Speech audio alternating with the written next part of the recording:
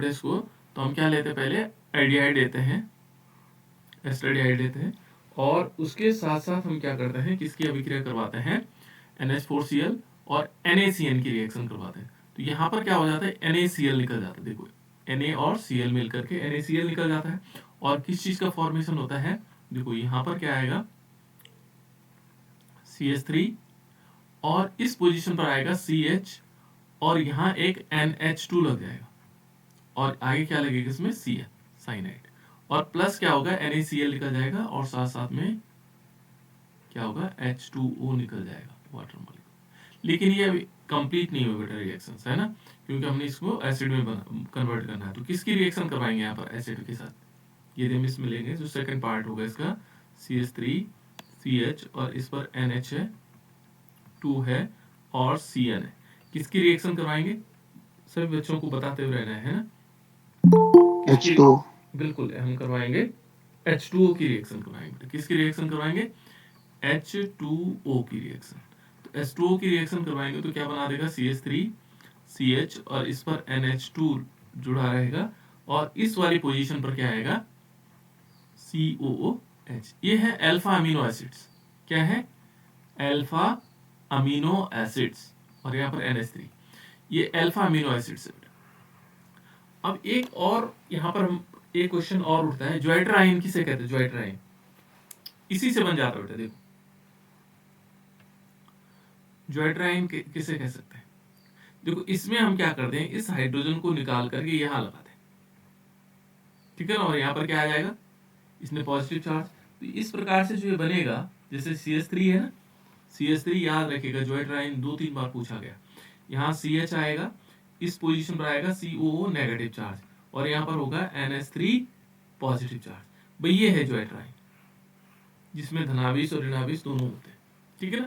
तो ये देखो यहाँ से हाइड्रोजन यहाँ आ जाएगा, तो NH3 पॉजिटिव हो जाता है, और इस पर नेगेटिव चार्ज आ जाता है। इसी को हम, ये अल्फा पोजीशन पर क्या लगा, अमीन लगा, तो इसको बोलते हैं अल्फा अमीनो एसिड्स। ये क्या है बेटा, एक लक है प्रोटीन का, ठीक है ना। तो ये है हमारे पास स्ट्रीकर, स्ट्रीकर संश्लेषण, ठीक है ना। दूसरा हमने क्या पढ़ा था, दूसरा क्या पढ़ा था बेटा इसमें, स्ट्रीकर उल्मान रिएक्शन। हाँ हाँ, उल्मान रिएक्शन। उल्मान रिएक्शन में क्या था, जल्दी जल्दी हम करेंगे इसको रिवीजन है। उल्मान रिएक्शन, उल्मान रिएक्शन में क्या था, उल्मान में क्या, आयोडोबेंजीन बिल्कुल आयोडोबेंजीन लेंगे, है ना, यहाँ पर हम लेंगे प्लस 2CO। बिल्कुल, यहाँ आयोडोबेंजीन लेंगे, और प्लस 2 मॉलिक्यूल Cu के साथ फिर आयोडोबेंजीन लेंगे, और क्या बनता है, क्या बनता है, यहाँ पर बन जाएगा हमारे पास, ये बनेगा बाइफेनिल, यानी कि 2 फेनिल ग्रुप ऐसे जुड़ जाएंगे, क्या जुड़ जाएंगे, 2 फेनिल ग्रुप ऐसे जुड़ जाएंगे, और 2 मॉलिक्यूल CuI बन जाएगा, ठीक है ना। तो ये बाइफेनिल या डाइफेनिल हमारे पास बन जाएगा। तो कभी कभी क्वेश्चन आता है कि आयोडोबेंजीन से बाइफेनिल बनाओ, तो हम आसानी से बना सकते हैं, ठीक है। नेक्स्ट क्वेश्चन क्या था बेटा इसमें, नेक्स्ट रिएक्शंस कौन सी थी, नेक्स्ट रिएक्शन कौन सी थी, इनसिको अभिक्रिया। हाँ इनसिको, उसमें क्या था, उसमें हमने कंफ्यूजन किया था, है ना, पहले काम ये किया था हमने, CH3 CHO, और किसकी रिएक्शन करवाई थी हमने,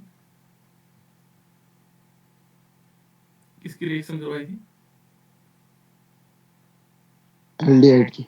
ये एल्डिहाइड किसके साथ, किसके साथ रिएक्शन करवाई थी, 2 मॉलिक्यूल एल्डिहाइड ये थे, CH3 CHO, ऐसे किया था ना, और C2H5O, जहां मैं गलत कर रहा हूँ तो बता देना आप लोग, है ना, होल थ्राइस Al, है ना। और इसमें क्या बना था, इसमें एस्टर का फॉर्मेशन होता है, CH3 COO, और यहां से देखो ये हाइड्रोजन इस पे आ जाएगा, और COO हो गया, CH2 एंड CH3, ये एस्टर बना बेटा, क्या बना, एस्टर। तो ये इंसिको अभिक्रिया है ना, रिएक्शन, ये साइंटिस्ट का नाम था, इसलिए इस टाइप से हम इसको लिख सकते हैं, ठीक है। इसमें और भी था कुछ कैटालिस्ट, मुझे ध्यान नहीं आ रहा कौन सा वाला था, कोई बच्चा बता दो बेटा। AlCl3।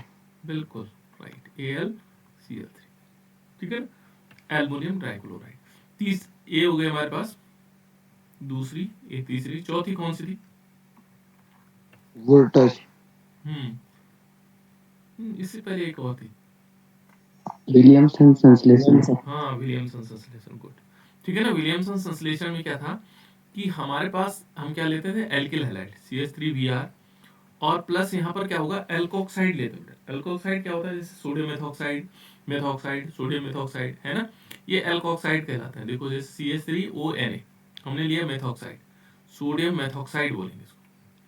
इसकी अभिक्रिया करोगे तो इसमें दो प्रकार के ईथर बनते हैं। ठीक है ना, ये सम्मित ईथर बनेगा। सम्मित ईथर का मतलब CH3OCH3, ये सम्मित ईथर है ना। प्लस क्या होगा, सोडियम ब्रोमाइड निकल जाएगा।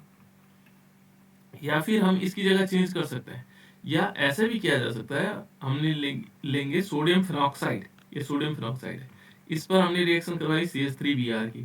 ठीक है ना, तो ये क्या बना देगा, ये बना देगा बेंजीन रिंग होगा, और OCH3 बन जाएगा प्लस सोडियम ब्रोमाइड। इसका नाम क्या बेटा, इसका नाम है, इसका नाम क्या था?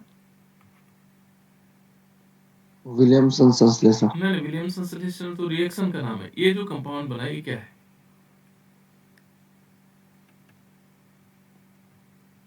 क्या था बेटा? एनिसोल, इसको हम बोलते हैं एनिसोल। ये एनिसोल बन गया, है ना। तो इस प्रकार से विलियमसन संश्लेषण में ईथर का निर्माण होता है। सम्मित ईथर भी हो सकते हैं और असम्मित ईथर भी होते हैं, याद रखना। ठीक है, चौथा, पांच तक हो गए। छठे कौन सा था? चार हुए थे हमारे पास, पांच। चलो उसके बाद देखो कौन सी थी,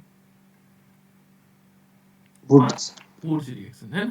तो वुड्स रिएक्शन बहुत सिंपल है बेटा। देखो हमें क्या करना है, एल्किल हैलाइड लेना है। एल्किल हैलाइड के साथ 2Na के साथ रिएक्शन करवाएंगे, और यहाँ पर CH3Br हम ऐसे ले लेंगे, और यहाँ पर क्या हो जाता है, CH3 एल्केन बनते हैं इसमें, और प्लस क्या हो जाते हैं, क्या बनता है साथ साथ में, सोडियम ब्रोमाइड, है ना, ये बन जाता है। इसमें हम दूसरा भी ले सकते हैं, जैसे माना हमने CH3Br लिया, इसकी जगह CH3CH2 ले सकते हैं, CH3CH2Br ले सकते हैं, और फिर हम क्या करेंगे, 2Na ले लेंगे, 2 मोलिक्यूल सोडियम ले लेंगे, CH3CH2Br, और ये कन्वर्ट हो जाएगा ब्यूटेन में,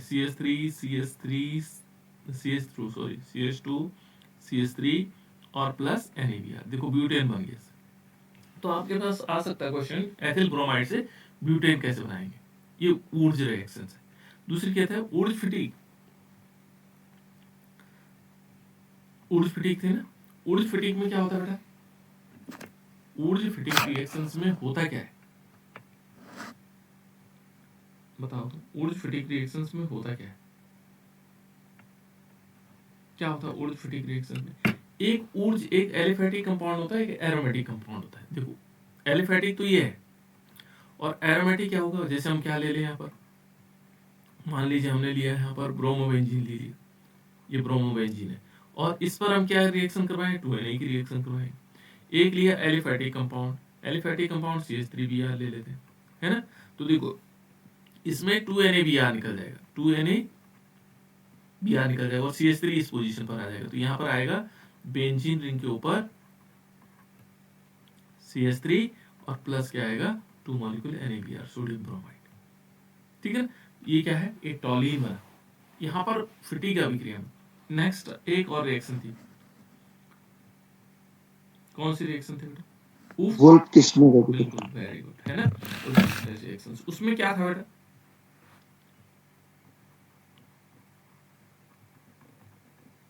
वुल्फ किस्नर रिएक्शंस, है ना।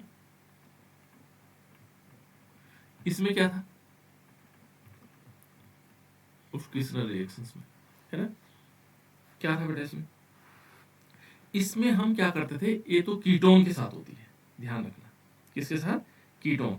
और कीटोन क्या होते हैं, ये एलिफेटिक कीटोन भी हो सकते हैं और एरोमेटिक कीटोन भी हो सकते हैं। तो हम एलिफेटिक कीटोन लेते हैं। एलिफेटिक कीटोन क्या होते हैं, जैसे CH3COCH3 मान लीजिए ये, है ना। और इस पर हम क्या करवाएं, किसकी रिएक्शन करवाते हैं, हाइड्रोजन की रिएक्शन। कल हमने दूसरे टाइप से करवाया, आज दूसरे ढंग से करवा रहे हैं ना। हाइड्रोजन होगा NH2NH2। कल हमने कीटोन को ऐसे लिखा था, ऐसे में समझने के लिए आसान होता है, लेकिन कोई दिक्कत नहीं, हम ऐसे भी समझेंगे क्योंकि हर तरह से समझना जरूरी है। तो देखो बेटे यहाँ से एक H2O निकलेगा इस ऑक्सीजन से, है ना, तो वहां पर जुड़ जाएगा। और यहाँ कैटालिस्ट क्या लेंगे, पोटेशियम हाइड्रोक्साइड ले लेंगे। क्या लेंगे, पोटेशियम हाइड्रोक्साइड। और टेम्परेचर क्या होगा, 453 टू 473 केल्विन टेम्परेचर लेंगे, है ना। और ये एल्केन बनाया, एल्केन बनाते हैं, क्या बनाते हैं, एल्केन। ठीक है, तो पहले क्या, सॉरी पहले तो NH2 के साथ अभी नहीं करवाएंगे इसके ना, ये तो बाद में करवाएंगे। देखो ये तो बाद में लेंगे दूसरे वाले स्टेप में, है ना। तो ये क्या बना देगा, पहले ये बना देगा, देखो CH3 तो हम ऐसे लिख लेंगे, फिर C लिखेंगे, फिर डबल बॉन्ड से आएगा NH2, ये आएगा, यहाँ से H2O निकल के वाटर मॉलिक्यूल रिलीज हो गया, और ये बाकी मॉलिक्यूल उसके साथ जुड़ जाता है, और यहाँ पर आ जाएगा CH3 जो था ही उसमें, है ना, इस प्रकार से। और प्लस इसमें क्या हो गया, वाटर H2O निकल गया। अब फिर क्या होगा, अगेन रिएक्शन हो सकती है। देखो अगेन रिएक्शन क्या होगी, यहाँ पर हम लेंगे CH3 और यहाँ पर आएगा C double bond N NH2 और यहाँ CH3। यहाँ पर कुछ नहीं, हमने कैटालिस्ट लेना है, केवल क्या लेना है, कैटालिस्ट की क्या लेना है, पोटेशियम हाइड्रोक्साइड, पोटेशियम हाइड्रोक्साइड। और इसको टेम्परेचर देना 453 टू 473 केल्विन टेम्परेचर। तो जैसे हमें टेम्परेचर देंगे, यहाँ से क्या होता है, हाइड्रोजन तो इसमें जुड़ जाता है और नाइट्रोजन गैस निकल जाती है इसमें से, और ये बना देता है CH3 CH2 CH3 और प्लस N2, नाइट्रोजन गैस निकल जाती है। देखो बेटा, ये एल्केन बनाने की विधि। आपके पास क्वेश्चन पूछा जाए कि एसीटोन से प्रोपेन कैसे बनाएंगे, तो इससे बढ़िया मेथड कुछ हो ही नहीं सकता, एसीटोन से प्रोपेन। ठीक है ना, इस प्रकार से आ सकता है। इसकी एक और रिएक्शन थी जो हम क्या किसको दिखा सकते हैं, एरोमेटिक कंपाउंड में भी दिखा सकते हैं। तो एरोमेटिक कंपाउंड में हमने क्या लिया था, हमने लिया था इसमें बेंजोफिनोन। बेंजोफिनोन क्या होता है बेटा, बेंजीन होगा, 2 बेंजीन रिंग ऐसे लगे होंगे,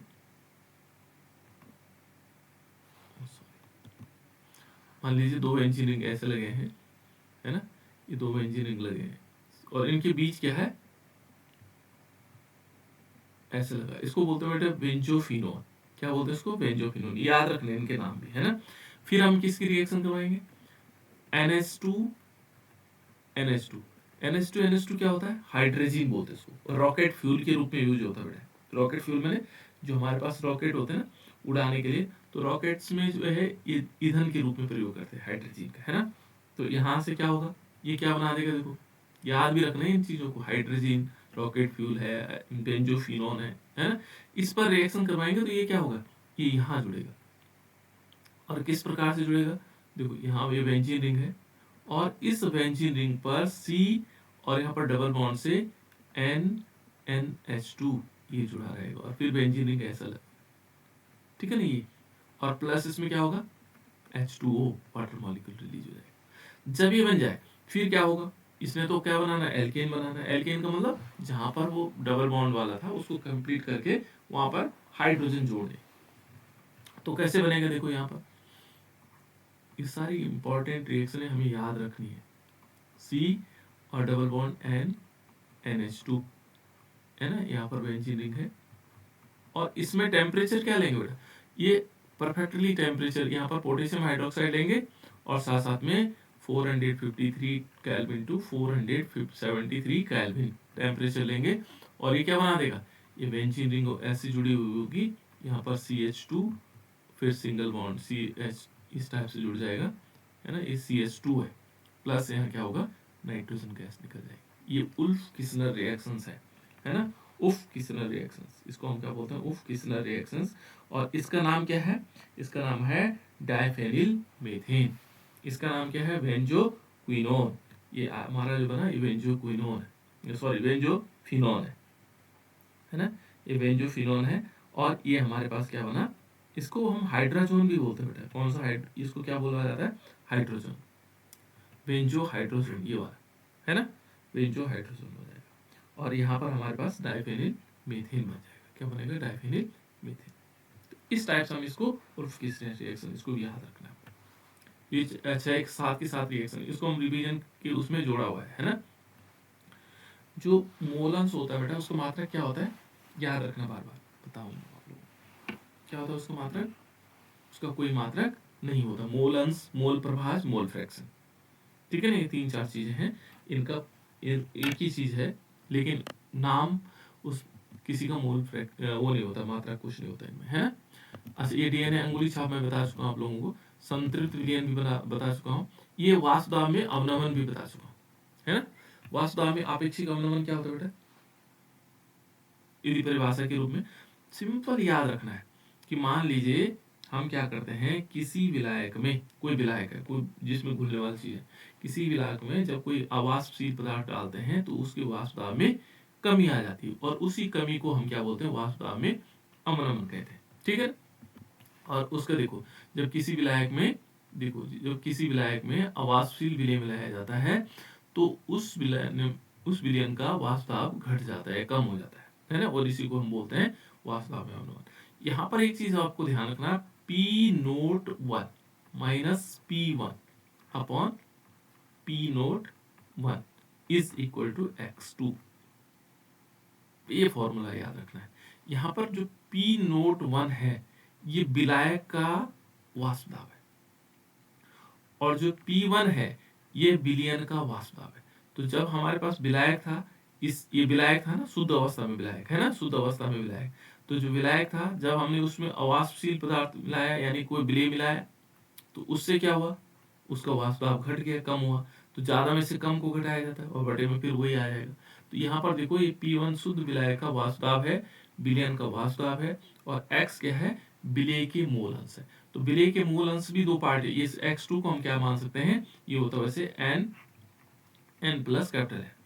लेकिन इस दशा में जो अति तनु, जब कैसे होता है, अति तनु विलयन होता है, अति तनु विलयन के लिए जब विलयन तनु होता है, बहुत डाइल्यूट होता है, तो ऐसी दशा में जो स्मॉल n है वो बहुत कम मात्रा में होता है बेटा। तो इसको हम क्या कर सकते हैं, small n upon capital N, क्योंकि ये बहुत कम मात्रा में है इसलिए नगण्य के बराबर माना जाता है। तो इसका फॉर्मूला फिर हमारे पास क्या आ जाता है, p nought minus P1 upon p nought one is equal to n upon capital N। तो यहाँ पर क्या होगा, स्मॉल n क्या होगा, small n capital small w upon capital M upon क्या हो सकता है, यहाँ पर आएगा स्मॉल या capital W upon capital M, ठीक है। यहाँ पर या m डैश कर सकते हैं इसको। यहाँ पर क्या आएगा, विलय की ग्राम में मात्रा बटे विलय का अनुभार, विलायक का ग्राम में मात्रा बटे विलायक का अनुभार। तो इस प्रकार से इस फॉर्मूले से हमारे न्यूमेरिकल भी आएंगे, ठीक है ना, ये ध्यान रखना बेटा। फिर इसको हम ऐसे लिख सकते हैं, इसको न्यूमेरिकल याद भी रखिएगा, आगे करना इसको सॉल्व, है ना। देखो यह घटाव केवल अवाष्पशील विलय के कारण होता है, जो अवाष्पशील विलय होते हैं उसके कारण ये होता है ना। और इसमें क्या है, विलय की भार की मात्रा पर निर्भर नहीं करता। देखो विलय की मात्रा पर निर्भर करता है, न कि उसकी प्रकृति पर। जितने ज्यादा मात्रा में विलय डालोगे उतना क्या हो जाएगा, उसका वाष्पदाब में कमी आ जाएगी, लेकिन उसकी प्रकृति पर निर्भर नहीं करेगा, ध्यान रखना है ना। मोलर मास ज्ञात करने के लिए इसका प्रयोग किया जाता है, ठीक है। ये तो कुछ अलग इंफॉर्मेशन थी, लेकिन यदि आपके पास केवल आता है वाष्पदाब में आपेक्षिक अवनमन किसे कहते हैं, तो हम कह सकते हैं कि कोई विलायक है उसमें यदि हम क्या करते हैं, अवाष्पशील विलय मिलाया जाता है तो उसके वाष्पदाब में कमी आ जाती है, और इस फॉर्मूले को लिख लेना। इस फॉर्मूले के ये चीजें पॉइंट्स भी लिख, कोशिश करना इनको लिखने की, है ना, नहीं तो इतना भी चल जाएगा। अब इस फॉर्मूले को हम पूरा भी लिखा जा सकता है बेटा, क्योंकि 1 नंबर का है, इतना ही लिखना आपको, यहाँ हाथ से और यहाँ तक, ठीक है ना, इतना सफिशिएंट है। दूसरा था हमारे पास हेनरी का नियम। हेनरी का नियम आप लोगों को पता है, ये वाष्पदाब के, माना कोई हमारे पास क्या होगा, जब इसमें ये है कि स्थिर ताप स्थिर होगा, किसी गैस की विलयता गैस की दाब के समानुपाती होता है। ये छोटे क्वेश्चन में पूछा गया बेटा 2-3 बार, कि स्थिर ताप पर किसी गैस की विलयता, और यहाँ गैस के, और यहाँ छोड़ रखा था, ये दाब छोड़ रखा के समानुपाती होता है, डैश डैश करके समानुपाती होता है। तो ये हमें समझ लेना चाहिए, गैस के दाब के समानुपाती होता है ना। तो यहाँ दाब छोड़ रखा था, तो इस प्रकार के क्वेश्चन पूछे हुए हैं। हाँ, ये क्वेश्चन तो हमने कल कर लिया था, है ना। इसमें देखो बड़े, इसमें ये गैल्वेनिक सेल है, मैंने कल कहा था आप लोगों को, स्क्रीनशॉट पढ़ा आप लोगों ने। ये कह रहा है सेल सूत्र लिखिए और बताइए कि कौन सा इलेक्ट्रॉन ऋणावेशित होगा। पहले सेल सूत्र लिखना है। सेल सूत्र कैसे बनता बेटा, किसी को मालूम है सेल सूत्र कैसे बनता है? बहुत आसान है। देखो जिंक से जिंक 2 पॉजिटिव, देखो ये सेल सूत्र अपने आप बनेगा। जिंक से Zn2 पॉजिटिव, एक ही बना। दूसरा क्या हुआ, 2Ag से Ag प्लस से हम Ag में 2Ag में कन्वर्ट हुआ, दोनों चीजें हुई। अब यहाँ देखो, इसको यदि हम लिखेंगे तो क्या लिखते हैं, देखो यहाँ पर क्या हुआ, इसमें देखो यहाँ पर क्या हुआ, तो इलेक्ट्रॉन निकले। ये इलेक्ट्रॉन निकलना क्या कहलाता है, बताओ बेटा, इलेक्ट्रॉन का निकलना क्या कहलाता है? पहचाना आप लोगों ने, इसको पहचाना है, बहुत सिंपल है। अभी मैं थोड़ा आधा करूंगा इस क्वेश्चन, पूरा नहीं करूंगा क्योंकि ये क्वेश्चन आना चाहिए। इसमें एक तो छोटे क्वेश्चन आएंगे इस क्वेश्चन से। बताओ, जो जिंक था, जिंक से हमने यहाँ देखा, जिंक से Zn2 पॉजिटिव हुआ, एक काम तो ये हुआ। जिंक से अलग लिख लेते हैं इसको, Zn2 पॉजिटिव हुआ, कब होता है ऐसा? जिंक से जब जिंक 2 इलेक्ट्रॉन दान करता है। बिल्कुल, तो इलेक्ट्रॉन त्यागे, जितने इलेक्ट्रॉन त्यागे उतने धनावेश आएंगे उसमें, है ना। और इलेक्ट्रॉन त्यागना क्या कहलाता है बेटा? धनावेश। नहीं नहीं, इलेक्ट्रॉन जब त्यागता है तो इस घटना को क्या कहते हैं, ऑक्सीकरण या अपचयन?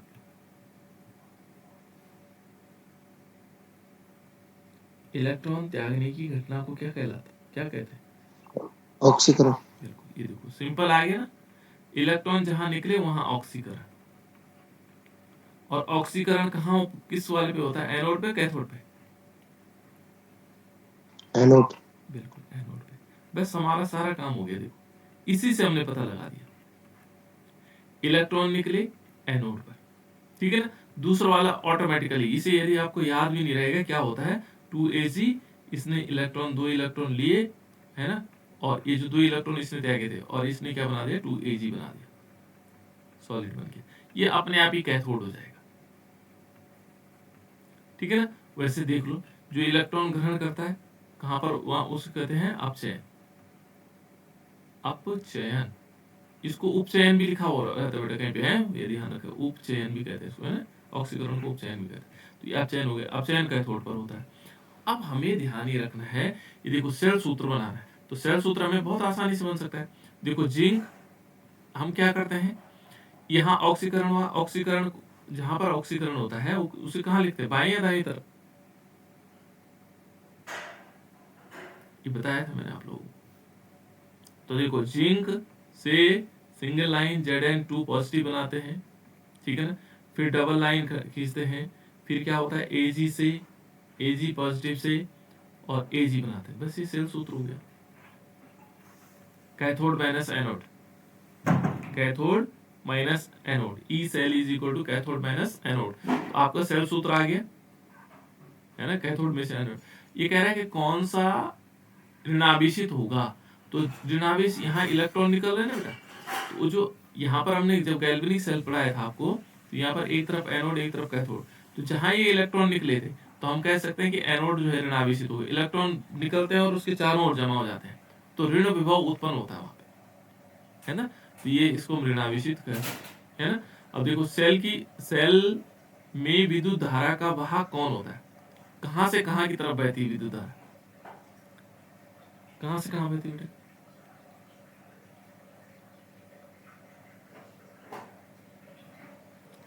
याद करो अब, ठीक है ना। मैंने कहा था इधर से इधर बहती, इधर से इधर बहती, एक विद्युत धारा बहती है, इसीलिए मैंने कहा आधा बताऊंगा। विद्युत धारा में इलेक्ट्रॉन के किस तरह बहती है, जैसे इलेक्ट्रॉन बह रहे हैं उसके विपरीत विद्युत धारा। तो पहले आप ये देखोगे कि विद्युत धारा कहां से कहां बही, एनोड से कैथोड गई, कैथोड से एनोड गई। नंबर 1 क्वेश्चन, ये याद कल देखना आप लोगों ने, कल मुझे बताना है। प्रत्येक इलेक्ट्रोड पर होने वाली क्रिया क्या है, इस इलेक्ट्रोड पर कौन सी क्रिया हो रही, इस इलेक्ट्रोड पर कौन सी क्रिया हो रही, उन दोनों को बताना है। तो ये 3 नंबर का था, बहुत सिंपल है बेटा, ये क्वेश्चन आएगा इस बार, ये 110% आएगा, क्योंकि ये इस टाइप से नहीं पूछा जाएगा, इसमें पूछा जाएगा कि इलेक्ट्रॉन का प्रभाव किस दिशा से किस दिशा को होता है, ऋणावेश से धनावेश की ओर या धनावेश से ऋणावेश की ओर, ठीक है ना, या कैथोड से एनोड की ओर, एनोड के कैथोड ओर। अब आप लोगों को ये चेक करना है, इसलिए मैं आप लोगों को ये क्वेश्चन दे रहा हूँ करके, है ना, फिर कल एक बार देख लेना इसको। बाकी मैंने आधे से ज्यादा क्वेश्चन बता चुका हूँ आप लोगों को। देखो संयोजकता ये बता चुका हूँ। देखो बेटे यहाँ पर हमने बात की थी बेंजीन से डाइफेनिल। तो बेंजीन है बेटा, तो ये बेंजीन हमारे पास है, इससे हमने पहले क्लोरोबेंजीन बनाना, क्लोरोबेंजीन फिर ये कौन सी रिएक्शन है, ये वाली रिएक्शन कौन सी है, इस रिएक्शन का नाम बताओ। इसको बोलते हैं हैलोजनीकरण, हैलोजनीकरण, हैलोजिनेशन, ठीक है। और ये रिएक्शन कौन सी बेटा, इसको पहचानो जल्दी से। फिटिंग। फिटिग, वेरी गुड, है ना। इसको हम बोलते हैं फिटिग रिएक्शन। ये कौन सी है, फिटिग रिएक्शन, फिटिग अभिक्रिया, ठीक है। और देखो हमने क्या करना है, पहले क्लोरोबेंजीन बनाना है, क्लोरोबेंजीन की फिर फिटिग रिएक्शन लेनी है और फिर डाइफेनिल बन जाएगा, है ना। ये उल्मान रिएक्शन भी होती है, लेकिन उल्मान रिएक्शन में क्या होता है, यहाँ पर आयोडीन होता है, यहाँ पर आयोडीन होता है और यहाँ 2 मॉलिक्यूल कॉपर होंगे, बस बाकी सेम है ना उल्मान रिएक्शन। तो ऐसे ही याद रखना बेटा। ये हमारे पास क्या है, ये ब्रोमोएथेन, ठीक है ना, ब्रोमोएथेन। इस पर हमने एमजी की रिएक्शन करवाई और ईथर के प्रेजेंस में, और ये क्या बना, एथिल मैग्नीशियम ब्रोमाइड।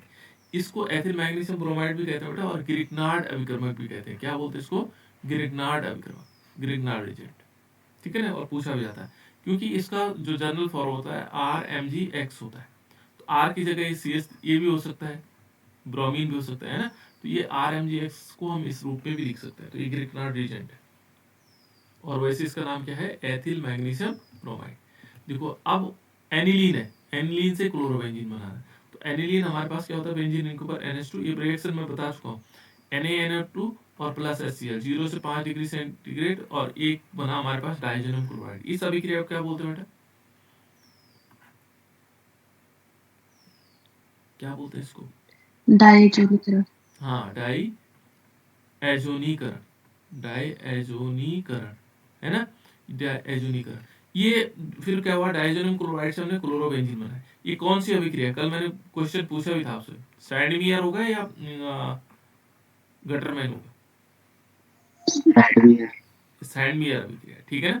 ये सैंडमियर अभिक्रिया बेटा, जिसके कारण हमारे पास क्लोरोबेंजीन, याद रखना है आप लोगों को, ठीक है ना। ये छोटी छोटी चीजें हैं, ठीक है ना। यहाँ पर क्या होगा, जब एथेनॉल को लूकास अभिक्रमक के साथ डालते हैं तो क्या बनता है, क्या होता है इसमें, जल्दी बोलो। धुंधलापन नहीं आता है इसमें, धुंधलापन नहीं आता है, ठीक है ना, धुंधलापन नहीं आता है इसमें, है ना। यहाँ पर जब सेकेंडरी अल्कोहल के साथ लूकास अभिक्रमक की अभिक्रिया करवाते हैं तो क्या हो जाता है, कितना टाइम लगता है, 5 मिनट। 5 मिनट, ठीक है ना। 5 मिनट के बाद धुंधलापन आता है, 5 मिनट के बाद धुंधलापन आता है। और यदि हम सिर्फ अल्कोहल के साथ लूकास अभिक्रमक की अभिक्रिया करते हैं तो क्या होता है, तुरंत। तुरंत, है ना, तुरंत हमारे पास धुंधलापन आ जाता है। Very good. नेक्स्ट देखो बेटा, क्यूमीन से फिनॉल है। तो क्यूमीन हमने लिया, उसमें ऑक्सीजन की अभिक्रिया करवाई और इस प्रकार से हमारे पास क्यूमीन पेरोक्साइड बन गया। क्यूमीन पेरोक्साइड को हम फिर क्या करेंगे, कंसंट्रेट सल्फ्यूरिक एसिड के साथ, ये जल्दी जल्दी रिवीजन है ना, फिनॉल बन जाएगा और साथ साथ में एसीटोन बनेगा। ये याद रखना आपको, जल्दी जल्दी इसलिए कर रहा हूँ क्योंकि बड़ा बता चुका हूँ आप लोगों को, ये बता चुका हूँ। फॉर्मेलिन याद रखना, फॉर्मेलिन क्या है, फॉर्मेल्डिहाइड गैस का 40% जलीय विलयन, फॉर्मेल्डिहाइड गैस का 40% जलीय विलयन, फॉर्मेलिन। फॉर्मेलिन क्या है, फॉर्मेल्डिहाइड गैस का 40% जलीय विलयन। इसका उपयोग क्या है, ये हम लिख सकते हैं जैविक नमूनों को संरक्षण में, इतना भी लिखोगे तब भी चल जाएगा, है ना। जैविक नमूनों को संरक्षण में या प्रयोगशाला में जो जीव हैं उनको संरक्षित रखने में, ये सब लिख सकते हैं। प्रयोगशाला में जो जीव होते हैं, रखे हुए जीव होते हैं, उनको सुरक्षित रखने में, जैसे मेंढक मछली आदि खराब ना हो, है ना, ये सड़ने से रोकता है ना। कीटाणु नाशक नाशक के रूप में भी हम इसका प्रयोग करते हैं, है ना। और औद्योगिक उपयोग में क्या होता है, इसको प्लास्टिक बैकलाइट आदि को बनाने में, क्या चिकित्सा के क्षेत्र में क्या होता है, वैक्सीन के निर्माण में, है ना, वैक्सीन के निर्माण में। ऐसे इनमें से लिख सकते हो बेटा, कुछ ऐसा जरूरी नहीं कि ये पॉइंट्स याद रखने हैं। आपको ये पता है कि पहले जो हमारे लैब में जो स्पेसिमेन होते हैं उनको सुरक्षित रखने के रूप में के लिए हम इसका प्रयोग करते हैं, तो यही लिख दो, है ना। यहाँ पर क्या होगा, अस्पतालों में से जो सर्जरी होती है उनको उपकरणों को कीटाणु रहित करने के लिए जो हमारे पास सर्जरी के जो उपकरण है, न लिखो अस्पताल है ना, ये भी लिख सकते हैं सर्जरी के उपकरणों को कीटाणु रहित करने में, ठीक है, उनको कीटाणु रहित करने में भी हम इसका प्रयोग कर सकते हैं। तो ऐसा नहीं कि बिल्कुल हूबहू ऐसे लिखना, आप अपनी भाषा में, है ना। यदि जैसे माना कोई शव है, कोई व्यक्ति मृत हो गया और उसको लंबे समय तक सुरक्षित रखना है, तो उसको उसमें भी हम इसका प्रयोग कर सकते हैं, है ना। तो ये 3-4 उपयोग हैं, हमने केवल एक लिखना है, लिखा हुआ बेटा इसने एक उपयोग लिखना है, ज़्यादा नहीं लिखना, जितना क्वेश्चन पूछा जाता है उतना ही लिखना आपको, है ना, जानना बहुत सारी चीज़ें, ठीक है। अब देखो बेंजोइक अम्ल से कल हम बात कर रहे थे, बेंजोइक अम्ल से बेंजामाइड, तो बेंजोइक अम्ल हम ये है, पहले अमोनिया की रिएक्शन करवाएंगे तो क्या बनेगा, अमोनियम बेंजोइट बन जाएगा। अमोनियम बेंजोइट को सीधे हम गर्म करेंगे और क्या बन जाएगा, बेंजामाइड बनेगा और प्लस H2O निकलेगा, है ना, ये रिएक्शन भी है। और ये देखो ये हमारे पास ये इंपॉर्टेंट है, देखो यहाँ पर ये कहता है कि ब्यूटेनॉल से हमें ब्यूटेनोइक अम्ल बनाना है ना, तो हमें ऑक्सीकारक लेना, देखो ब्यूटेनॉल ब्यूटेनाल्डिहाइड हम उसको कह सकते हैं, मृदु का मतलब होता है सॉफ्ट, या प्रबल जो हमारे पास हार्ड ऑक्सीकारक होता है, जैसे KMnO4 क्षारीय, जैसे KMnO4 है। एक अभिकर्मक और है बेटा, इसको नोट कर लेना आप लोग कॉपी में, वायर अभिकर्मक, ये मैंने बताया नहीं शायद कभी आप लोगों को ना, वायर अभिकर्मक पूछा जा सकता है ना, वायर अभिकर्मक। और इसको किसको बोला जाता है, ये होता है क्षारीय KMnO4, इसको नोट कर लेना कहीं। वायर अभिकर्मक जो है ये होता है क्षारीय KMnO4, इसको हम वायर अभिकर्मक कहते हैं, ठीक है। तो अभी याद आ गया मुझे इससे। तो यहाँ पर क्या होता है, हम प्रबल ऑक्सीकारक भी ले सकते हैं, जैसे देखो एक हमने KMnO4 लिया या टॉलन अभिकर्मक लिया, द्वारा ऑक्सीकृत करके ब्यूटेनोइक अम्ल प्राप्त किया जाता है। या तो हम क्या लेंगे यहाँ पर, ब्यूटेनाल्डिहाइड लेंगे, ऑक्सीडेशन कराएंगे इसका, या तो KMnO4 लेंगे या टॉलन अभिकर्मक, है ना, और ये क्या बन जाएगा, ब्यूटेनोइक अम्ल बन जाएगा। तो इस प्रकार से इसको बदल सकते हैं। देखो बेंजीन है, बेंजीन से हमने, अच्छा ये पहले आ गया, बेंजीन से हमने कार्बन मोनोऑक्साइड की रिएक्शन करवाई, HCl की रिएक्शन करवाई और AlCl3 की उपस्थिति में, और ये क्या बना देगा, बेंजाडिहाइड। कौन सी अभिक्रिया है बेटे, तो दिख रहा है, गटरमैन। हाँ गटरमैन कोक अभिक्रिया, है ना, याद रखिएगा, ये बहुत इंपॉर्टेंट रिएक्शन है बेटा। गटरमैन कोक अभिक्रिया में क्या होता है कि जैसे ही यहाँ पर बेंजीन लेते हैं, तो बेंजीन के ऊपर CO, ये जो CO है ना, यहाँ पर एक हाइड्रोजन ऑलरेडी है, तो ये CO यहाँ जुड़ जाता है, CHO बना देता है ना। ये HCl तो ऐसे रूप में कैटलिस्ट के फॉर्म में ही काम करता है इसमें, है ना, एक मीडियम प्रदान करता है और ये बना देता है बेंजाडिहाइड, तो यहाँ CO जुड़ जाता है, ठीक है ना, बेंजीन से बेंजाडिहाइड। और देखो अमीनोलाइसिस, जिसको हम कहते हैं अमीनोलाइसिस, कल हम बात कर रहे थे अमीन अपघटन, ये बार बार होता है। देखो अमोनिया के साथ जब हम एल्किल हैलाइड की रिएक्शन करवाते हैं ना बेटा, तो ये बना देता है प्राइमरी अमीन्स, ठीक है ना, प्राइमरी अमीन फिर दोबारा रिएक्शन करता है एल्किल हैलाइड से सेकेंडरी अमीन फिर रिएक्शन करता है एल्किल हैलाइड से टर्सरी अमीन फिर रिएक्शन करता है एल्किल हैलाइड से और क्वाटरनरी अमीन्स बना देता है, चतुष्टक अमीन्स बना देता है। और ये जो प्रोसेस होते हैं उसको बोलते हैं अमीनोलाइसिस या अमीनो अपघटन। ये रिएक्शन हम पढ़ चुके हैं, है ना।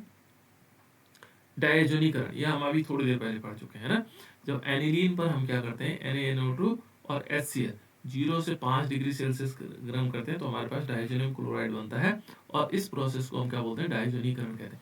याद नहीं रखना आपको, ऐसे नहीं करनी, ये वाली डेफिनेशन याद करने की जरूरत नहीं है ना, कि तुम बिल्कुल सेम ऐसे ही करो।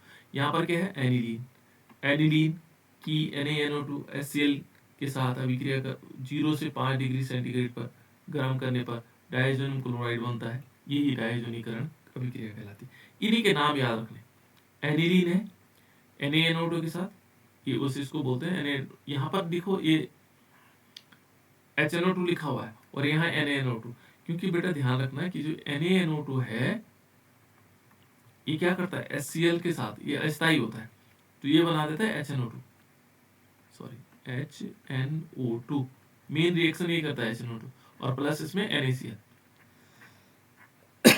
मेन यही करता है रिएक्शन, लेकिन हमें लिखना यही रिएक्शन है ना।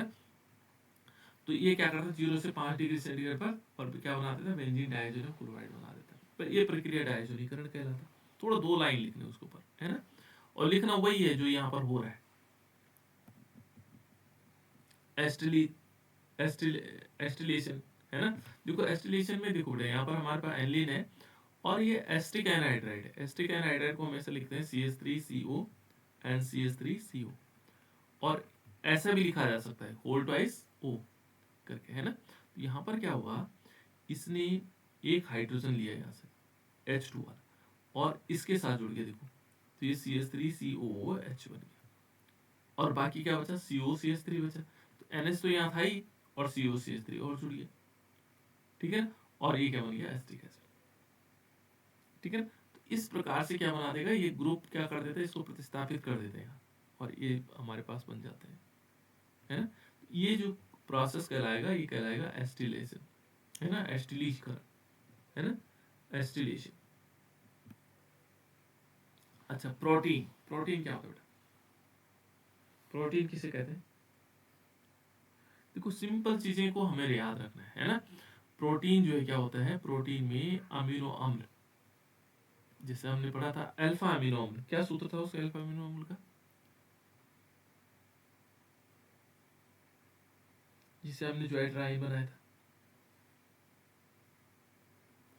CH3 CH एंड COOH और यहाँ पर NH2। और ज्वाइंट क्या था, ज्वाइंट था CH3 CH और इस पर NH3 कर दिया हमने, NH3 प्लस और COO नेगेटिव, ये है ज्वाइंट राइन, ठीक है। देखो बेटा कह रहा है प्रोटीन में क्या होता है, अमीनो अम्ल के जुड़ने का विशिष्ट रेखीय क्रम क्या करता है, जो प्रोटीन है, प्रोटीन की संरचना का बुनियादी पहला स्तर माना जाता है ना। ये क्या होते हैं कि आपस में जुड़ जाते हैं कैसे, रेखीय उससे, कौन, अल्फा जो अमीनो अम्ल होते हैं, अमीनो अम्ल जो है रेखीय क्रम में जुड़ते हैं और उससे क्या होता है, प्रोटीन का निर्माण होता है, ठीक है। और इनमें देखो निर्माण और बंध कैसे होंगे, देखो इनमें एक तो पेप्टाइड बंध होते हैं, कौन से बंध है, पेप्टाइड बंध। देखो अमीनो एसिड क्या होते हैं, एक दूसरे से मजबूत सहसंयोजी कोवलेंट बॉन्ड द्वारा जुड़े होते हैं, जिन्हें हम पेप्टाइड बॉन्ड कहते हैं। जो अमीनो अम्ल है, ये अमीनो अम्ल क्या होता है, जैसे अल्फा अमीनो अम्ल है, एक अमीनो अम्ल दूसरे अम्ल से सहसंयोजी बंध द्वारा जुड़े रहते हैं, जिनको हम क्या बोलते हैं, पेप्टाइड बॉन्ड। ये पेप्टाइड बॉन्ड से जुड़े रहते हैं, ठीक है ना। और ये बंध क्या होते हैं, अमीनो अम्ल, देखो अमीनो अम्ल के कार्बोक्सिलिक समूह, कार्बोक्सिलिक समूह ये है ना, और दूसरे NH2 के बीच बनता है, किसके बीच बनेगा, कार्बोक्सिलिक समूह और NH2 के बीच, इनके बीच बॉन्ड बनता है। ये जो पेप्टाइड बॉन्ड होता है, आपके पास पूछा जाता है पेप्टाइड बॉन्ड किसे कहते हैं, तो आप लिख सकते हो कि अमीनो अम्ल के कार्बोक्सिलिक समूह और दूसरे अमीनो अम्ल के बीच बना हुआ बंध क्या कहलाता है, पेप्टाइड बॉन्ड कहलाता है। याद रहेगा। अमीनो अम्ल की सबसे बड़ी विशेषता यह है कि इसमें दो ग्रुप है।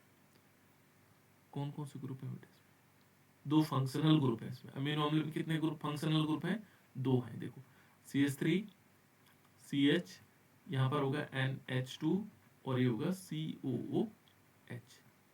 इसमें एसिड भी है और बेस भी है, ये क्षार है ये अम्ल है। मजेदार बात देखो, इसमें अम्ल भी है और क्षार भी है, दोनों ग्रुप है ना। और जो क्या होगा, जो पेप्टाइड बॉन्ड बनता है वो किसके बीच बनता है, एक अमीनो अम्ल क्या होंगे, किनके बीच, किनके बीच बनता है पेप्टाइड बॉन्ड, कार्बोक्सिलिक समूह और अमीन के बीच, इनके बीच जो बॉन्ड बनेगा, क्योंकि अब दूसरा जो हमारे पास कार्बोक्सिलिक ग्रुप होगा ना, जैसे मान COH, ये हो सकता है इसके बीच जुड़ेगा, यहाँ पर CH है, ठीक है ना, यहाँ NH2 है ना, और यहाँ CH3। तो देखो इसका जो कार्बोक्सिलिक ग्रुप है उसने इसके साथ बॉन्ड बना दिया, तो ये जो बॉन्ड बनेगा ये पेप्टाइड बॉन्ड कहलाएगा। यह बंध अमीनो अम्ल के कार्बोक्सिलिक समूह और NH2 समूह के बीच बनता है, तो उसको हम क्या बोलते हैं, पेप्टाइड बॉन्ड कहते हैं। ये है बेटा पेप्टाइड बॉन्ड। क्लियर, इतनी बात क्लियर हुई। अब देखो संरचना के सिरे क्या होंगे, प्रोटीन क्या होंगे, श्रृंखला दो स्पष्ट सिरे होते हैं, एक होता है एन सिरा, ठीक है, टर्मिनी सिरा, है ना, बाया सिरा, जिसे जहां पर क्या होता है, अमीनो समूह जुड़ा होता है ना, यहाँ पर अमीनो समूह होता है ना। इसे शुरुआत में माना जाता है सी सिरा, दाएं सिरा, जिसमें कार्बोक्सिलिक समूह होता है। तो दो प्रकार के होते हैं, एक बायां और एक दायां, ठीक है ना, इस प्रकार से जुड़े होते हैं। तो ये हमारे पास प्रोटीन बनने की तरीके क्लियर हो गए। और सबसे बड़ी मजेदार बात इसमें है कि इसमें अम्ल और क्षार दोनों उपस्थित होते हैं, इसलिए अमीनो एसिड्स में अम्ल और क्षार दोनों फंक्शनल ग्रुप उपस्थित होते हैं, पेप्टाइड बॉन्ड बनाते हैं, है ना। कार्बोक्सिलिक समूह और अमोनिया के बीच बनने वाला जो बॉन्ड होगा वो पेप्टाइड बॉन्ड कहलाएगा। क्लियर, याद रहेगा। उसके बाद है बेटा मोनोसैकेराइड्स। मोनोसैकेराइड सिंपल है, जिनका जल अपघटन नहीं किया जा सकता है। ये तो बहुत सारी लंबी कहानी है ना। इसमें क्या, यहाँ पर हम ये देखो, कार्बोहाइड्रेट्स इकाइयों को तोड़ा नहीं, अपघटित नहीं किया जा सकता है। तो हम लिख सकते हैं मोनोसैकेराइड वो सैकेराइड होते हैं जिनका जल अपघटन करके छोटे उसमें नहीं तोड़ा जा सकता है, मोनोसैकेराइड्स कहलाते हैं। उदाहरण के लिए हमारे पास क्या हो सकता है, ग्लूकोज हो गया, फ्रक्टोज हो गया, है ना। ग्लूकोज, फ्रक्टोज, ये सारे के सारे हमारे पास हो सकते हैं। मोनो का मतलब होता है जिसमें इकाई हो, कार्बोहाइड्रेट्स, है ना। ऐसे कार्बोहाइड्रेट्स जिनको जल अपघटन से अपघटित नहीं किया जा सकता है, या जल अपघटन से अपघटित नहीं किया जा सकता है, उनको हम मोनोसैकेराइड्स कहते हैं, ऐसे कार्बोहाइड्रेट, है ना। और उसका उदाहरण आप लोग लिख सकते हैं। ये छोटे छोटे, क्योंकि क्वेश्चन के हिसाब से जो कि यहाँ पर 1 नंबर का पूछा हुआ ना, तो हमने इसको 2 पार्ट किए हुए। मोनोसैकेराइड क्या है, तो ये कह सकते हैं वही कार्बोहाइड्रेट जिनको जल अपघटन से छोटे अणुओं में नहीं तोड़ा जा सकता है ना। और उदाहरण लिखेंगे ग्लूकोज और फ्रक्टोज, बस हो गया, इतना काम हो गया, है ना।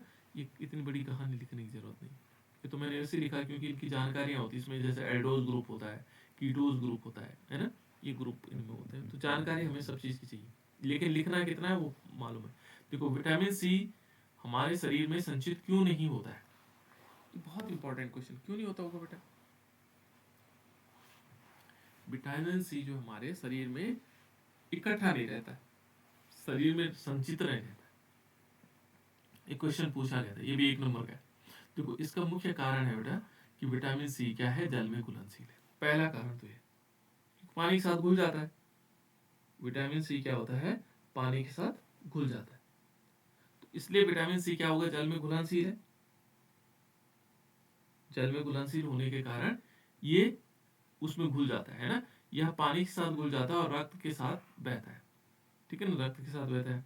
हमारी किडनी खून साफ करती है और जो एक्स्ट्रा विटामिन सी होता है उसे पेशाब के रास्ते बाहर निकाल देता है, ठीक है ना, इसलिए ये संचित नहीं रहता। ये क्वेश्चन पूछा गया था, है ना।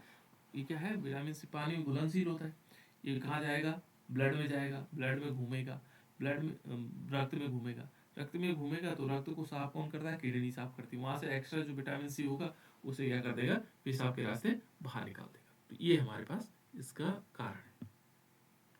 इस क्वेश्चन में थोड़ा टाइम लगेगा बेटा, ये वैसे अच्छा क्वेश्चन है, एक बार स्क्रीनशॉट खींच लो इसका।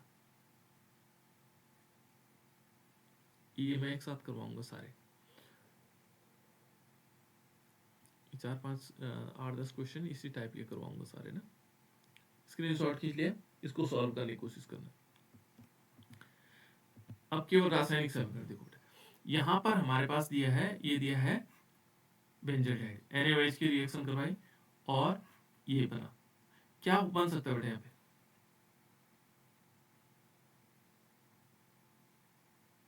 क्या हो सकता है, कुछ जानी पहचानी अभिक्रिया लग रही है, कौन सी अभिक्रिया हो सकती है।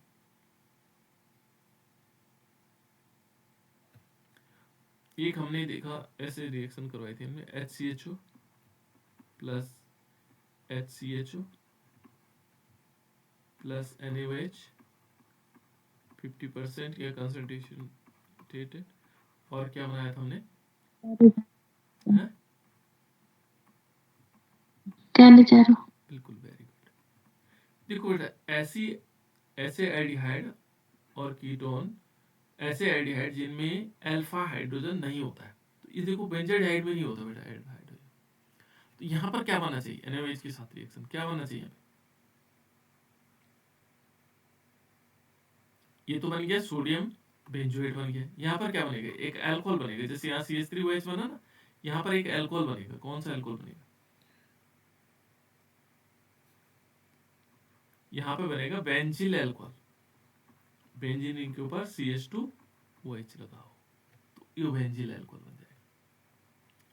और जब बेंजील अल्कोहल बनेगा तो ये देखो ये बेंजील अल्कोहल यानी कि CH2OH लगेगा, ये बेंजील अल्कोहल बन जाएगा, है ना। तो इसमें ये ध्यान रखना ये कौन सी रिएक्शन है, कैनिजारो अभिक्रिया। कौन सी? कैनिजारो अभिक्रिया, याद रखना, ठीक है, इंपॉर्टेंट रिएक्शन है। दूसरा इसमें देखो, इसमें क्या होगा,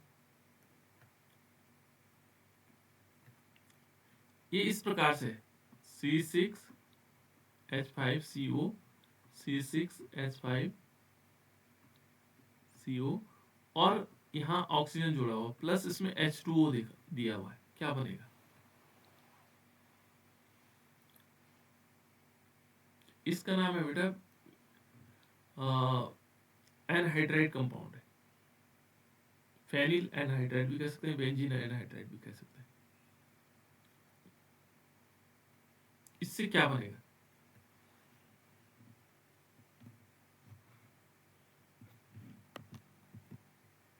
क्या बनेगा? देखो H2O जो होता है ना बेटा, HOH होता है ना, एक हाइड्रोजन इसके साथ जोड़ दो तो ये बेंजोइक एसिड बना देगा। कैसे? यहाँ पर हम इसको ऐसे लिख सकते हैं, बेंजोइक अम्ल बने, बेंजीन रिंग बनाएंगे, C6H6 को हम बेंजीन ऐसे बना सकते हैं, लेकिन पेपर में ऐसा था तो मैंने ऐसे लिखा है ना, ये C और यहाँ पर आएगा C और देखो COOH आ जाएगा, ऐसा बना। दूसरा वाला भी क्या है, बेंजीन है, COO और OH यहाँ से आ जाएगा, तो दो मॉलिक्यूल हमारे पास क्या हो गए, बेंजोइक अम्ल बन गए। दो मॉलिक्यूल क्या बन जाएंगे, बेंजोइक अम्ल, ठीक है। तो दो मॉलिक्यूल क्या बन सकते हैं, बेंजोइक एसिड। ये देखो C6 टू मॉलिक्यूल C6H5COOH, ये बेंजोइक अम्ल बनेगा, है ना। तो ये इस प्रकार से भी जल अपघटन किया जाता है। दो रिएक्शन और होंगी, ये देखो इसमें क्या होगा, ये हमारे पास ये रिएक्शन तो हमने अभी की थी शुरू में, बल्कि दूसरे टाइप से हुआ था और बेंजोइक अम्ल पर था। बेंजो यहाँ पर हमने लिया था, यहाँ ये क्या है, ये तो हमारे पास ये तो एथेनोइक अम्ल है, एस्टिक एसिड है, लेकिन हमने पहले ये रिएक्शन करवाई थी बेंजोइक अम्ल पर। इस पर हमने NH3 की रिएक्शन करवाई थी शुरू में, और क्या बना था इसी पार्ट में, यहाँ पर COONH4 बना था, फिर हमने उसको ताप दिया था, गर्म किया था, फिर क्या बना था, बेंजामाइड बना था।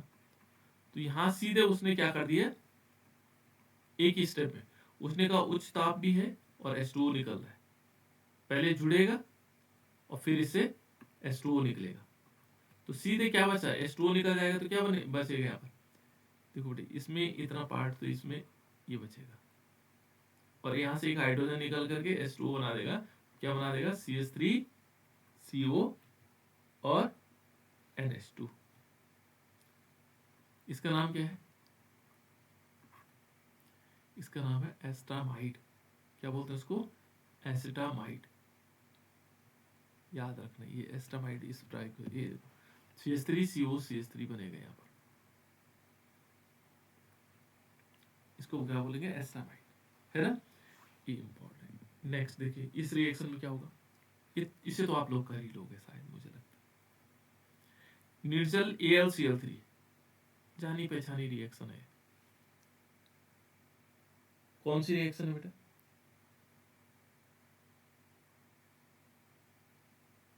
ये रिएक्शन कौन सी है, बेंजीन के साथ CH3COCl, वैसे इससे पहचान लेना चाहिए आपको, फ्रिडल क्राफ्ट, बिल्कुल। अब फ्रिडल क्राफ्ट में दो प्रकार की है, ये कौन से प्रकार की है, एल्काइलेशन, ये एल्काइलेशन नहीं होगा बेटा, एल्काइलेशन तब होती है जब वो CH3Cl के साथ करवाते हैं, ये एसाइलेशन है, एस्टिलीकरण है, एल्कलीकरण नहीं है, एस्टिलीकरण। ये एस्टिल क्लोराइड की जब रिएक्शन होती है तो एस्टिलीकरण होगा, फ्रिडल क्राफ्ट एस्टिलीकरण है ना, एसाइलेशन। एल्काइलेशन अलग है, एल्काइलेशन में एल्किल हैलाइड की रिएक्शन होती है, एसाइलेशन में एस्टिल क्लोराइड। और जब ये रिएक्शन होगी तो सिंपल हमें मालूम है, बेंजीन रिंग तो ऐसे रहेगा और इसके ऊपर आएगा COCH3, और HCl तो निकल ही गए यहाँ से, HCl यहाँ पर H था, HCl निकल गया। इसका नाम क्या था? एसिटोफिनोल। क्या बोलते हैं इसको? एसिटोफिनोल। ये बार बार याद रखना आप लोगों को, ऐसे ही याद होंगे, है ना। रिएक्शन है, देखो एसिटोफिनोल बन गया हमारे पास। क्या बना? एसिटोफिनोल। ठीक हो गया, ये तो थी बेटा। अच्छा, मिस एक होता है मिस धातु। मिस धातु किसे कहते हैं? तो मिस धातु हम सिंपल क्या करेंगे, जो लैंथेनाइड्स होते हैं बेटा, लैंथेनाइड तत्वों का जो महत्वपूर्ण भाग है, तो इस सीधे हम इसको कह सकते हैं मिस धातु किसे कहते हैं? लैंथेनाइड धातु का लगभग 95%। ठीक है ना, जो लैंथेनाइड, इनमें क्या होता है, लैंथेनाइड धातु 95%, यहाँ से शुरू मानेंगे हम इसको। ठीक है ना, लैंथेनाइड मिस धातु किसे कहते हैं? जिनमें लैंथेनाइड धातु 95% और लोहा आयरन 5% और अन्य सूक्ष्म मात्रा में जो सल्फर, कार्बन, एल्युमिनियम होते हैं, उसे हम क्या कहते हैं? मिस धातु कहते हैं। ये मिश्रण है ना, लैंथेनाइड तत्वों का मिश्रण महत्वपूर्ण मिश्रण माना जाता है, जिसमें क्या होता है, लैंथेनाइड, या सिंपल हम कह सकते हैं मिस धातु किसे कहते हैं, तो हम कह सकते हैं इस प्रकार की धातु में लैंथेनाइड 95%, लगभग 95%, लोहा लगभग 5% और अन्य सूक्ष्म, अन्य धातुएं, है ना, अन्य जैसे सूक्ष्म मात्रा में, जैसे सल्फर हो गया, कार्बन हो गया, कैल्शियम हो गया, ये सूक्ष्म मात्रा में होते हैं, उस प्रकार का जो मिश्रण होगा उसे हम मिस धातु कहते हैं। वो मिस धातु हो गई। ये लैंथेनाइड के लिए में वैसे मिश्र धातु होती हैं, मिश्र धातु हैं, लेकिन हम यहाँ पर मिस धातु उन्होंने पूछा, तो ये लैंथेनाइड के लिए स्पेशली, जिसमें लैंथेनाइड क्या होता है? 95%। यहाँ अलग फिर उसने इसको अलग अलग किया कि मुख्य रूप से उसमें सीरियम 35% होता है, लैंथेनम इतना परसेंट होता है, ये न्यूडियम होता है, इसमें प्रोमीथियम, प्रोडीसियम होता है ना, प्रोजोडीनियम होता है ना। तो ये अलग अलग धातुएं फिर उसने वो किया, पर हमने वो नहीं याद रखना, हमने ये करना है कि वे धातुएं जिनमें क्या होगा, 95% लैंथेनाइड धातु 95% होती है, लोहा 5% होता है और अन्य सूक्ष्म मात्रा में क्या होता है, सल्फर हो गया, कार्बन हो गया, कैल्शियम हो गया, एल्युमिनियम होता है, का मिश्रण होता है, वो क्या कहलाता है? मिस धातु कहलाएगा। अब इसका उपयोग क्या है? इसका जो उपयोग होता है बेटा, आप लोगों ने लाइटर देखे होंगे, है ना, प्रमुख होता है मैग्नीशियम आधारित मिश्र धातु बनाना, जिसका उपयोग क्या करता है? बंदूक की गोलियां बनाने में, है ना, कवच बनाने में जो सेल होते हैं, है ना, और लाइटर की चमकदार जो चकमक पत्थर होता है, जिससे जो क्या निकलता है? आग निकलती है ना। तो उस लाइटर का जो पत्थर होता है उसको बनाने में भी इसका प्रयोग किया जाता है ना। और देखो यह धातु को, इसका कारण है धातु रगड़ने पर बहुत आसानी से चिंगारी उत्पन्न कर लेता है। इस प्रोसेस को क्या कहते हैं? पायरोफोरिक मिश्र धातु भी कहा जाता है ना। तो ये सिंपल है, इसका उपयोग हम क्या करते हैं, जैसे बंदूक की गोलियों में बनाने में किया जाता है, कवच बनाने में, और लाइटर की चकमक पत्थर बनाने में, जिससे जो चिंगारियां निकले, है ना। ये चीजें उपयोग है। इसमें एक उपयोग लिखा होता है, मिश्र धातु किसे कहते हैं और एक उपयोग बताना, तो यही उपयोग हमारे पास इंपॉर्टेंट। लैंथेनाइड अकुंचन क्या है बेटा? ये क्वेश्चन बहुत बार पूछा जाता है और सिंपल है। तो हम कह सकते हैं लैंथेनाइड अकुंचन किसे कहते हैं, कि जो लैंथेनाइड की जो श्रेणी है, लैंथेनाइड की जो श्रेणियां हैं, लैंथेनाइड और एक्टिनाइड होते हैं ना, दो प्रकार की श्रेणियां होती। तो लैंथेनाइड की जो श्रेणियां होती हैं, वहां पर जैसे जैसे परमाणु क्रमांक बढ़ता है, उसके साथ साथ क्या होता है, आयनों का आकार धीरे धीरे कम होता चला जाता है। लैंथेनाइड श्रेणी में परमाणु क्रमांक बढ़ने के साथ परमाणु या आयनों का आकार क्या हो जाता है? कम हो जाता है। और ये कम होने की जो प्रोसेस है, क्रिया है, इसी को बोलते हैं लैंथेनाइड अकुंचन। एक लाइन में हम लिख सकते हैं इसको, लैंथेनाइड जो श्रेणी की जो तत्व हैं, परमाणु क्रमांक बढ़ने के साथ साथ उनके परमाणु का और आयनों का आकार घटता है, उससे हम क्या बोलते हैं? लैंथेनाइड अंकुंचन कहते हैं, लैंथेनाइड कॉन्ट्रैक्शन कहते हैं। इसका कारण क्या है? इसके दो कारण हैं। अब कारण, क्योंकि इसमें टिप्पणी लिखे ना लैंथेनाइड अंकुंचन क्या है, तो इसने से परिभाषा ही नहीं लिखनी। परिभाषा में तो सिंपल आ जाएगा कि जैसे परमाणु क्रमांक बढ़ेंगे उनका आकार कम होता चला जाएगा, कम होगा तो आकुंचन हो जाएगा, छोटे छोटे होते चले जाएंगे, है ना। अब उसका मुख्य कारण है नाभिकीय आवेश में वृद्धि। जैसे नाभिकीय आवेश बढ़ेगा वो धीरे धीरे कम होगा। देखो परमाणु क्रमांक बढ़ने के साथ साथ नाभिक में प्रोटॉनों की संख्या या नाभिकीय आवेश बढ़ता है। एक दूसरा क्या होता है, दुर्बल परिरक्षण प्रभाव। दुर्बल परिरक्षण प्रभाव यहाँ पर क्या होता है बेटा, देखो लैंथेनाइड में जो नया इलेक्ट्रॉन है, नया इलेक्ट्रॉन 4f उपकोष में प्रवेश करता है। जो नया आने वाला इलेक्ट्रॉन है वो कहाँ, 4f उपकोष में प्रवेश करता है। और ये क्या कहता है, जैसे 4f में आएगा यहाँ इलेक्ट्रॉन 1 2 3 ही बढ़ता चला जाएगा। ये कहता है कि f जो कक्षा की जो आकृति है ऐसी है होती है कि यह नाभिकीय आवेश को बाहरी इलेक्ट्रॉन तक पहुंचाने से रोकने में बहुत कमजोर होता है। जो बाहरी इलेक्ट्रॉन इसको बाहर तक पहुंचाने में रोकने में क्या होता है, कम होता है। इसकी आकृति ऐसी होती है कि इसी में आने देता है, बाहर वाले में नहीं पहुंचा पाता है ना, कमजोर होता है। ठीक, जिसके परिणाम स्वरूप क्या होता है, इससे क्या होगा, बढ़ता हुआ जो नाभिकीय आवेश बाहरी इलेक्ट्रॉनों को अपनी ओर आकर्षित कर लेता है। ये जो बाहर से जो आने वाले इलेक्ट्रॉन उसको अपनी तरफ खींच लेता है और परमाणु का आकार छोटा हो जाता है। ये ऐसा नहीं कर पाता, इसकी आकृति ऐसे नहीं कि जो बाहर वाले में भेज पाए इलेक्ट्रॉन, ये इस ताकत ही नहीं इसके पास, तो इसमें आ जाता है और उससे धीरे धीरे इसका आकार छोटा होता चला जाता है। ठीक है ना, ये कारण था बेटा इसका। दूसरा इसमें क्या है, लैंथेनाइड, इससे क्या परिणाम निकलते हैं। जब ऐसा हुआ तो उससे क्या हुआ कि जो द्वितीय और तृतीय संक्रमण श्रेणी है में समानता हो जाती है।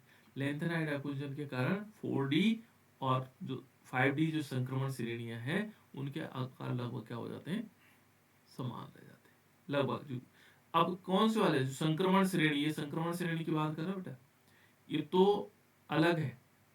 संक्रमण श्रेणी है जो 4D वाली है 5D है, उनका आकार समान हो जाता है ना।